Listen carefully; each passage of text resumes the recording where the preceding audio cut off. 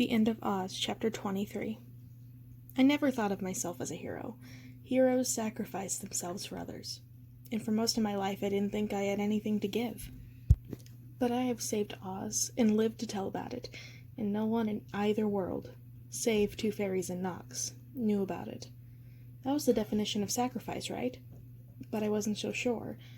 What I had gotten from Oz seemed to somehow outweigh what I had given on the balance sheet. That time on the other side of the rainbow had shaped me, changed me, and the girl staring back at me in the mirror in Kansas wasn't the same one who had been picked up by the tornado all those months ago. When I'd shown up at my mom's door a few days ago, I hadn't offered much of an explanation where I'd been. After all that time in Oz, it turned out I'd only been gone from Kansas for 2 days. Time really did pass differently in the two places, but I never could figure out exactly how. Mom hadn't pressed me for answers, yet, but I could tell she was watching me carefully and wondering. Maybe she was afraid to ask. I stepped out of the bathroom and did a dramatic hair flip. "What do you think, Mom?" I asked. "Wow, Amy, it's different." She looked down at her hands. "You're different. No more pink?" I think I was meant to be a blonde.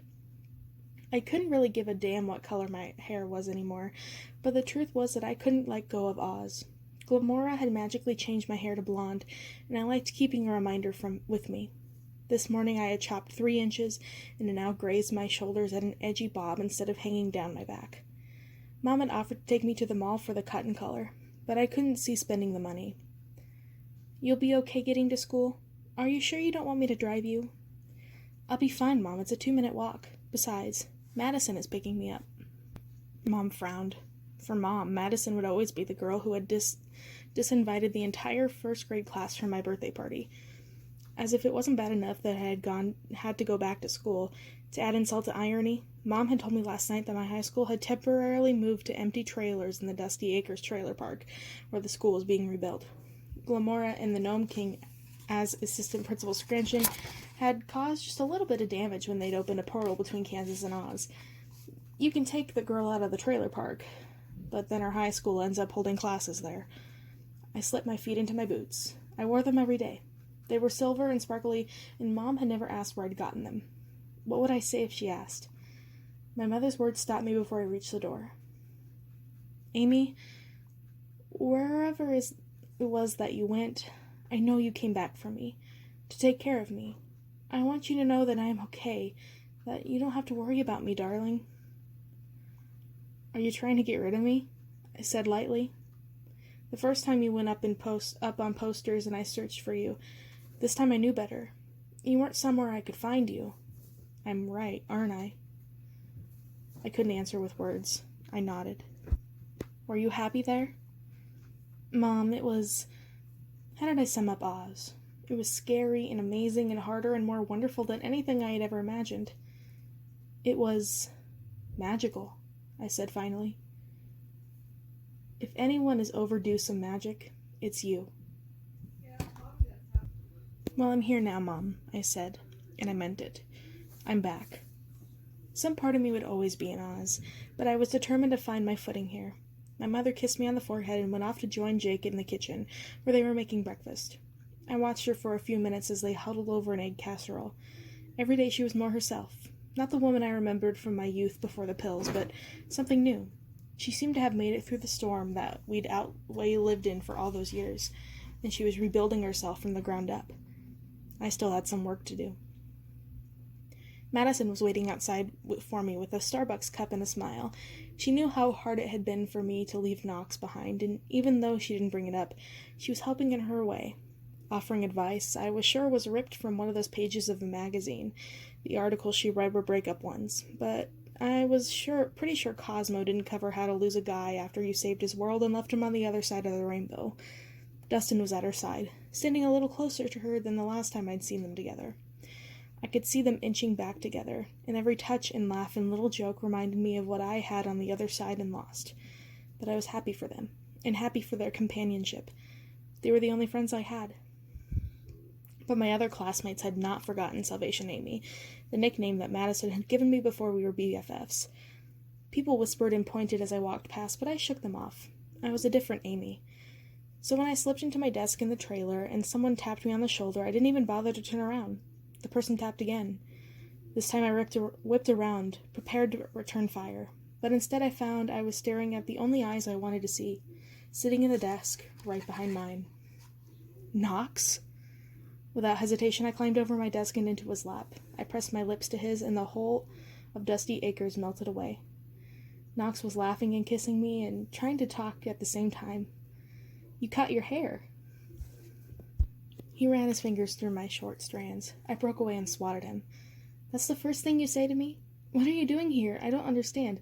Aren't you supposed to be watching over Oz? It's your home." I was laughing and almost crying. Knox just smiled and tucked my hair behind my ear and filled me in. "Ozma's in charge now, and she can handle it. She's the one true ruler. And I'm the only one besides her who remembers everything that happened, everything that Dorothy did to our home." He paused, and a tentative smile spread across his face. "But it didn't feel like home without you, Amy. Oz is safe now, and my place is with you, wherever you are." Ahem. The teacher, Mrs. Labine, cleared her throat beside us, but Knox, oblivious to classroom customs, and, well, just being Knox, ignored her.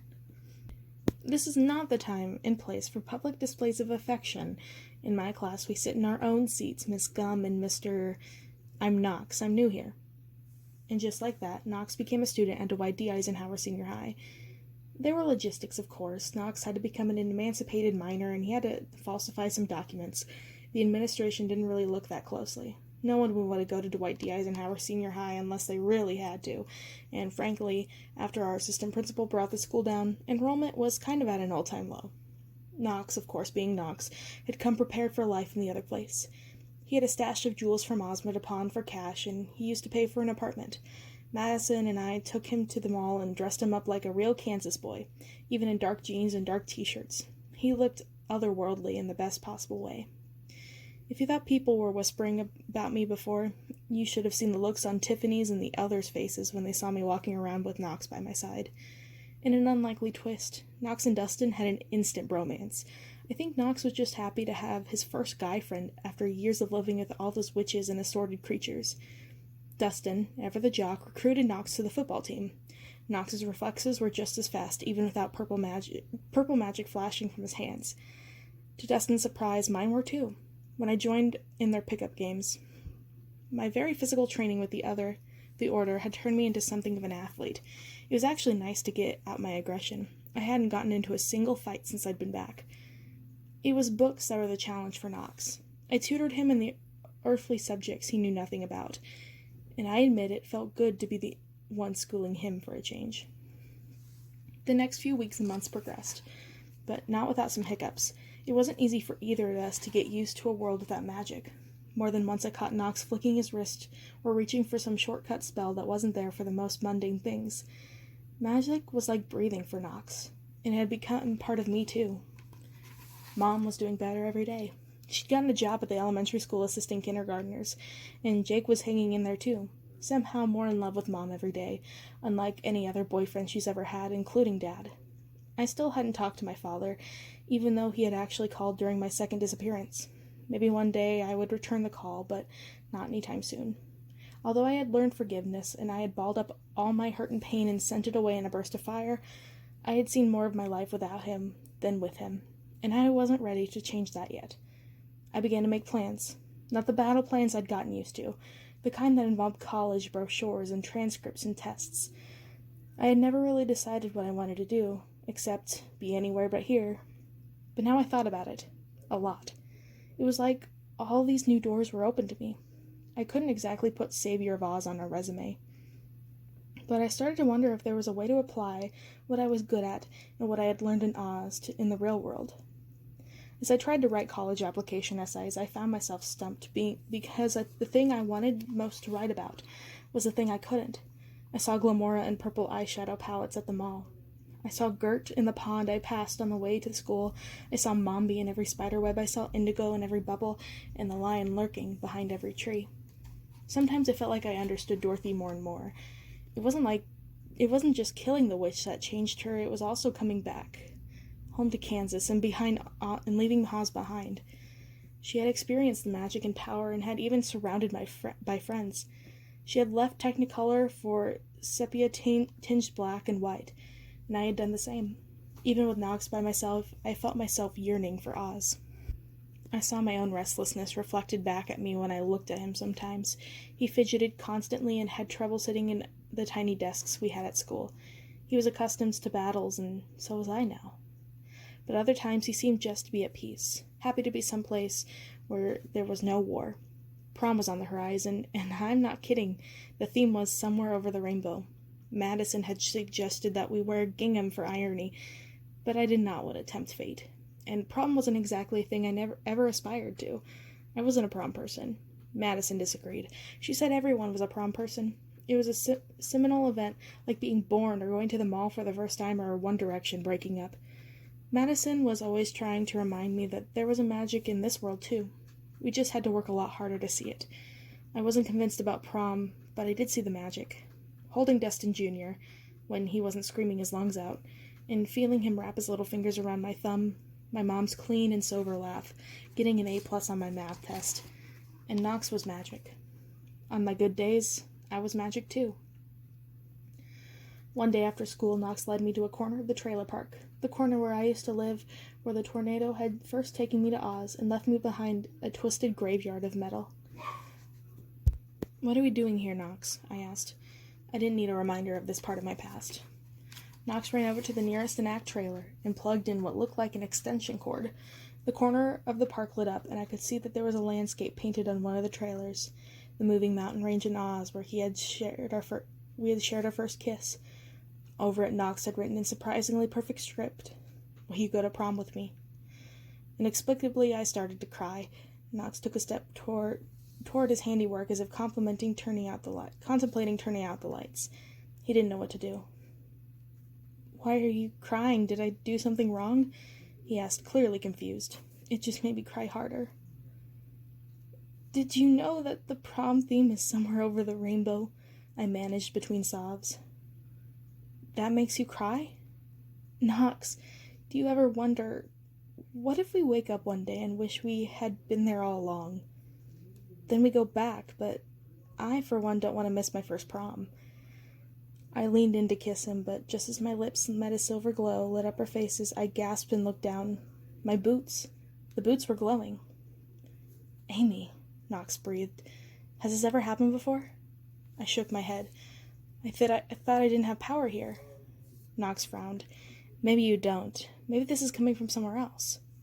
"But who? The only people in Oz who still remember me, besides you, are Lorraine and Ozma, and they are also the only ones who would know how to use the magic in these shoes. Do you think... But it couldn't possibly mean that they're calling you back? They need me to return to Oz. What about your mom? What about our life here? I wasn't a hero, but I was no coward either. Going back to Oz had something in it for me, something more than the fight itself. Kansas is a part of me, but so is Oz, and Ozma wouldn't contact me unless she absolutely needed to. Knox said home was where we were together. Dorothy had chosen Kansas and then Oz, but perhaps home wasn't so black and white. Just like good and wicked had turned out to be much more complicated than I had ever imagined. There was magic on both sides of the rainbow, and there was no law that said that I had to choose one place over another forever. I looked down at the shoes again.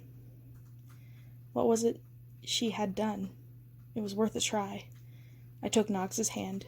He looked at me and nodded, and I knocked my sparkly heels together 3 times.